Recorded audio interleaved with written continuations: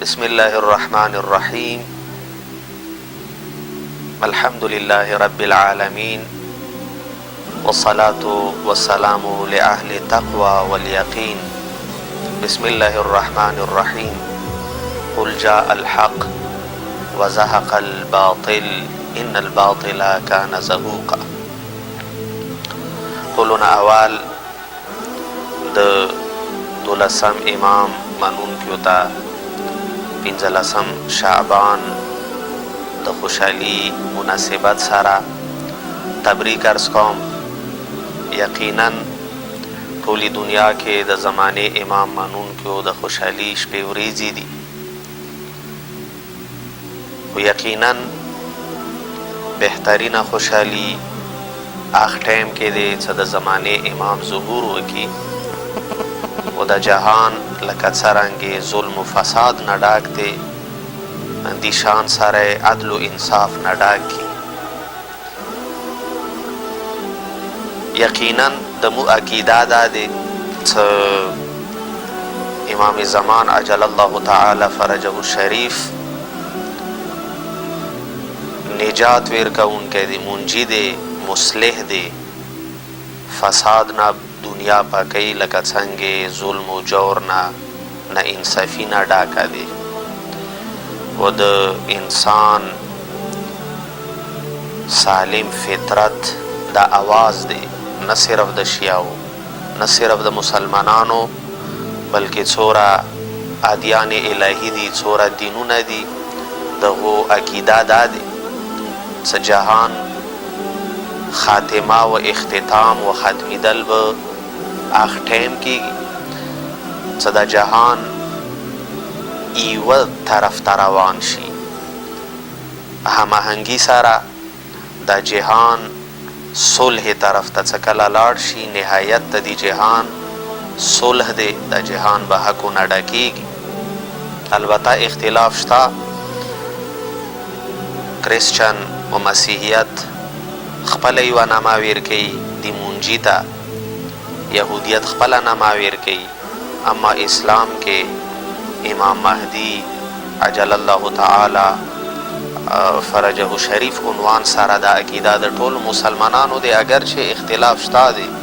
اهل سنت و اهل تشیع عقیده کې دا فرق شته دی، اردوا قیل دی و اکثر اهل سنت هم اندایي حضرت امام مهدی عجل الله تعالی فرجه شریف د پیغمبر اولاد نه دی. خو د شیعو عقیده دا دی چې حضرت امام مهدی عجل الله تعالی فرجه شریف تقریبا 1100 سال پہلا 255 هجری کې سامره کې د جمعې په ورځ 15 شعبان باندې دغه تولد شوی دی. و تولد کله وشول دغه عجیب واقعات دي، خو کومه ایام تاسو خدمت کې تلاوت کړله د زمانه امام خیمټ باندې لیکلی وو. بسم الله الرحمن الرحیم قل جاء الحق وزهق الباطل ان الباطل کان زهوقا. حق راغلل، د حق غلبه پکېږي و باطل ختمیدون کی دی، باطل مغلوب دی، باطل دی، باطل نامه باطل دی و باطل پاتی کی دو والا ندی. زمانه امام رسی د انسان عقل به کامل شي، چونکه د زمانه امام د زندگی څو مرحلې دي. 15 کاله تولد نه نسا 255 هجری نه 60 هجری پورې امام زمان علیه السلام پلار سره تیر کړلو او د پلار سرپرستی کې و. حتی تولد نه پهلا امام علیه السلام لکه څرنګې حضرت موسی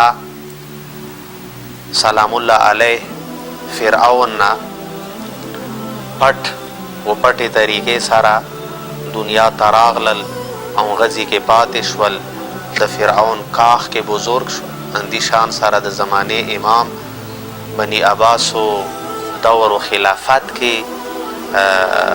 دغو جاسوسانو تحت نظر مراقبات کې جاسوسان مأموران کوم غو موجود، خو د زمانې امام غه حالات کې خپل زندگی وکا او خپلو پیروکارانو ته فایده ورسوله. دویمه مرحله د امام 260 هجری نه 329 هجری پورې غیبت صغرا ورته تقریبا 70 سال. دی وخت کې امام خپل فایده خپل شیعیانو ته رسولې دي. څلور نایبانی وو په ذریعه سره به امام د شیعو ولا مشکلات حل کولو. دریمه مرحله د غیبت ولا مرحله دی غیبت کبرا. 1100 سال نه زیات وخت وشول. کوم ټیم کې پروردگار مصلحت وګڼي امام به ظهور کوي، او دی ټیم کې امام مستقیم هغو کسانو سره څه چا سترګو باندې پردې نشته دي. امام غیبات کې نه دی، امام پردې کې نه دی، بلکې د مو په سترګو پردې دي. که چیرې مو دی مقام ته ورسیږو، یقینا دوستانو به دا حدیث اوریدلی وي چې د زمانې امام مثال داسې دی لکه میره سترګه. هغه میره سترګه څهغه اورونه پناه دی. اورونه کومه میره سترګه پناه دی هغه اخچا دپاره سترګو نه پټه دی چې څوک اورونه لاندې وي، چا پرواز نه وي کړی. اما که یو انسان ورونه پاسه وخیجي، یقینا دغه سترګو نه میره سترګه نه پناه کېږي. د امام وجود هم انداسې دی، د هغو کسانو نه پناه دی، هغو کسانو دپاره پرده غیبت کې دی چې څوک ځمکې باندې دي، چا پرواز نه دی کړی. اما هغه کسان چې څوک دی ورونه بلتر وخیجي، دغه سترګو باندې امام دپاره پردې نشته دي. پس که چیرې پرده دی هغه د مو سترګو باندې دی. امام موجود دی، امام غیبت حالت کې نه دی. خو یقینا د امام وجود فایده ټولو ته رسیږي، هم هغو کسانو ته چې څوک ځمکې باندې دي. دغه و د امام مینځ کې پرده دی، د چا سترګو باندې پرده دی، هغو ته هم د امام فایده رسیږي. و کومو کسانو امام سره رابطه دی. امام بلکې جامعه کې موجود دی.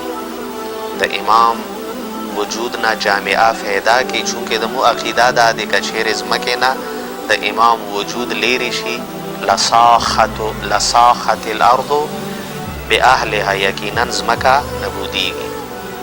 پس دا دریمه مرحله دی د امام د زندگی. دوستانو د امام د زندگی مهمترین مرحله ظهور مرحله دی. هغه مرحله څغې مرحله کې امام حکومت تشکیل کی، د پروردگار دین و شریعت په ټولې دنیا کې حکومت کوي.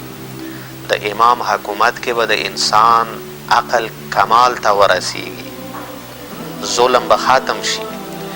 یقیني خبره دی څوره ظلم کیږي، څوره فتنه و فساد دی، د دې جړ د دې ریشه جهالت دی.